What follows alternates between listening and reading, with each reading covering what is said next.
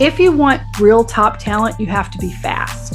You have to respond to top quality candidates within 48 hours. They're going to get snatched up. So you have to quickly respond yes or no. And the only way you can do that in this resume-centered culture is by having some sort of program to help you. And there are a lot of programs that can help you. I'm personally a fan of and an implementer of Bamboo HR. Absolutely love it. Welcome to the Super Clinic Project Podcast, Coach's Corner Edition. Ready to boost your practice by 10,000 in just 10 minutes? Join your coaches, Jennifer and Tracey, for fast and proven strategies that drive real results. Let's get started. Welcome to the Super Clinic Project Podcast, where we take regular clinic owners and turn them into super clinic owners. Today is Coach's Corner. You're here with Tracey Sundkvist and me, Jennifer Gligoric, and we're here to give you $10,000 in 10 minutes full of valuable revenue-increasing advice for your business. And today we're going to be talking about staffing. Again, we talk about this all the time because it's very important, but we're going to talk about tips for development and retention, keeping top talent, plus fostering a positive, growth-minded type of business. Tracey, take us away. Sure. One of my favorite sayings is by Ben Franklin, and he said, "Tell me and I forget, show me and I remember, involve me and I learn." And this always strikes home for me when you're bringing someone new into the team or when you're trying to upskill an existing team. It's so important to make sure that you're focusing on involving rather than just telling. So we're going to be jumping into all of the different ways that you can share with your team to make sure that they're staying on track and they keep coming back. And this isn't just for your team members, but for patients as well. How do we make sure that they stay loyal and that they stay with you and you have a good relationship and journey together? Yeah, you want to first get clear on your clinic's values and the culture. And when we talk about culture, we mean things like, do you believe in holistic care, patient first, work-life values, and are you actually practicing that and how you practice that? So not only are you going to want to put these things in your job ads and your interviews, but you want your staff to be able to tell you how it's practiced. So if you say, we have great work-life value here, let's talk to Cindy. What would Cindy say that you have valued her work-life balance? It can't be just words. You actually have to do that, right? And so you need to think about that. And if you do not value that, don't put that as a cultural value. You're going to want to put grind core or the, hustle culture, put something different so that the people and there are people who are really into that, right? Because they know when they hear those words, it means a lot of money for them, right? So then you can't put hustle culture and then there's not a financial benefit because those two people do not exist in the same space. So a lot of it's just being radically honest about where you are, what you want, and in doing that. And then also too, if you see that there's a disconnect, if you can change that disconnect to where you really want, then you have to do that. You have to bridge that gap or make the changes on that. Another thing, and this goes to hiring, this is not just so retention, but it ties in because it's so important. If you want real top talent, you have to be fast. You have to respond to top quality candidates within 48 hours. They're going to get snatched up. So you have to quickly respond yes or no. And the only way you can do that in this resume-centered culture is by having some sort of program to help you. And there are a lot of programs that can help you. I'm personally a fan of and an implementer of Bamboo HR. Absolutely love it. Swear by that team. And that can be one program you use, but there are a bunch, right? So you need to be able to do that because top people get snatched up. And then another thing is what benefits that you offer them.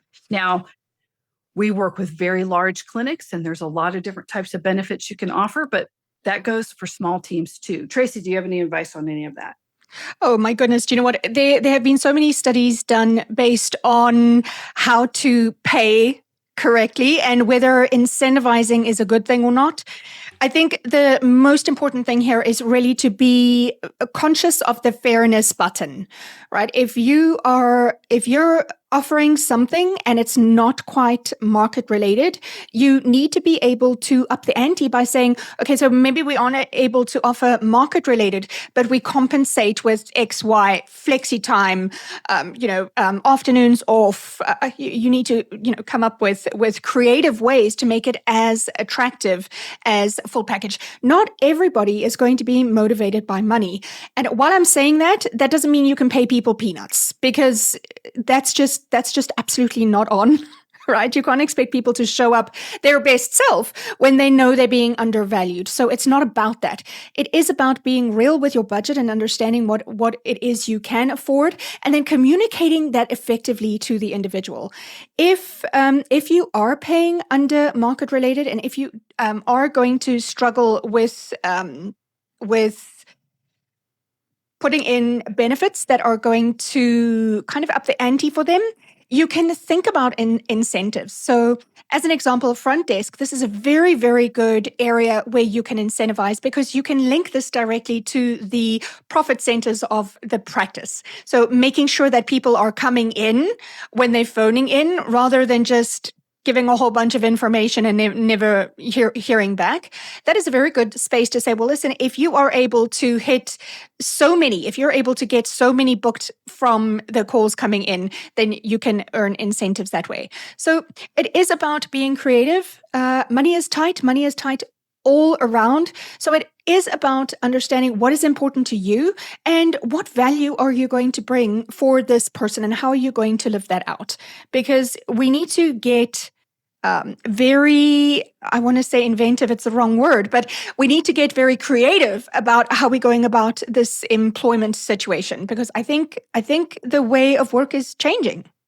It is changing. And I've seen some very creative things happen. I've seen in PT in Cairo, them designating a space like a gym space. It wasn't just for rehab, it was the staff too.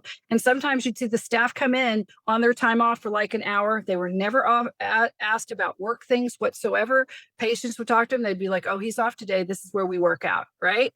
Just little stuff like that. That's a gym membership that person doesn't have to pay for. I've seen people to have extra office space and say it would be cheaper for me to hire someone to take care of a couple of kids. And they literally had in-office daycare, right? And it was a lot less than it would have been to pay for that benefit for somewhere else, for them just to hire somebody in. I've seen a lot of creative things. One of the things you see this happen a lot is med spas.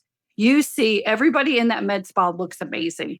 The front desk is completely done. Every single nurse is done, because they're all getting treatments there. They're literally walking, talking, breathing billboards for looking amazing, right? So we see this being done all the time, and think about it for you, right? Bigger clinics can have bigger access to different types of flexible schedules and things like that, but you really do need to be competitive. One of the best things you can do, though, is to invest in training and having a very good, smooth, solid onboarding process. The more professional you are from the interview to onboarding process, is the more those people are going to show up and take it seriously. If it is just like, we'll figure it out, I'm small and we're growing, or we're just really, really busy. I've seen this happen in massive clinics and massive companies, and in small ones where the onboarding was just, you're thrown to the wolves. Those people don't take it as seriously because you haven't invested in them. When you take someone through a thorough training program, and they're expected to have numbers that they have to hit, there are certain things that they have to do. They take it more seriously, they stay for longer, and they're retained for longer. Tracey, you want to add to that? Yeah, just something, a ride along for the training thing. I've had clients who have invested a tremendous amount of money in upskilling staff members, and then they leave because of the training they can get paid more somewhere else. So please, if you are going to spend money on training, please have a work back period. So they need to sign, okay, we're undergoing this training, but we're not allowed to leave within X amount of time once the training is complete. And I mean, this is for if you have a nurse who's going to give certain types of treatments that require additional training, where it's not learning how to file or learning how to organize patient records. If it's a specific desired skill, work back that, the training, especially if you know that this is a skill that other chiropractors, other doctors, it's a highly desirable thing. Don't get caught with a can, forking out the money, and then, you just have to keep doing that because everybody knows you train your people, so they just go to you and pinch everybody that you upskill. Yes, but paying fairly because of that and having that in a contract. So it goes both ways, right? Yeah. Not only do you want to have this work back period, but then you also want to have a market rate upsell for now that they have this. You don't want to keep them at the same and expect them not to go, well, that's ridiculous. Now I've done all this extra work. I've learned this new skill. You want to have clear, if you have clear numbers, then you can say the idea for us training you is to get X number of people in that need this skill now. And we'll be able to do this. So once we hit this goal, then you will be up leveled in your salary to this, because then it makes sense for the business. And then we can talk about other ways, to keep on doing that. Well, that's a plan. That's a plan I can be on board with. If you never talk to them and you never let them know and they have no idea there's any plan, well, that's not their bad. That's kind of your bad for that. Right. But remember, if you have a plan, document it, because there is nothing worse than having that conversation and having the individual understanding what the expectations are, and then nothing happens because you forget or other stuff becomes more important. Document it and have the follow-ups at specific intervals. So make sure that it doesn't just get lost, lost with the busyness. Make sure that every single person in your practice has it's almost like a personal development plan. You have to have some kind of process on dealing with your team members individually.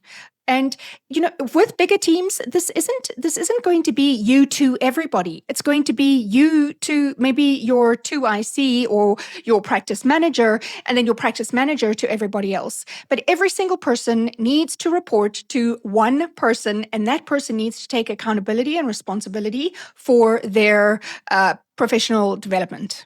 Yeah, absolutely. And there's a bunch of other things that we can talk about. In fact, we're probably going to split this into two different, multiple episodes, because there's a lot of things that we can do to be able to have a supportive, really great team environment, from prioritizing work-life balance, what that looks like, fostering a supportive team culture, how to use technology. We talk about this one a lot, to your advantage, to how to engage in the community as a whole. And those things will be coming up in our next episode of Coach's Corner. But for now, we hope that you're able to take this, you're able to get engaged team members, which of course is going to increase your revenue and have you get $10,000 within these $10,000 worth of ideas here in our 10 minutes.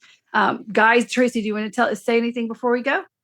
No, as always, we are keen to help you get started if you haven't got this in place already, or help you refine it if you do have something in place, but you find it's not quite working the way you would like it to. So you can get onto superclinicproject.com. You can book either Jennifer or myself for 15 minutes, and non-salesy. We're not going to try and sell you anything. We just want to help you get the best value that you can. That is what we're here to do. So Absolutely. Follow the link, book it. Follow the link.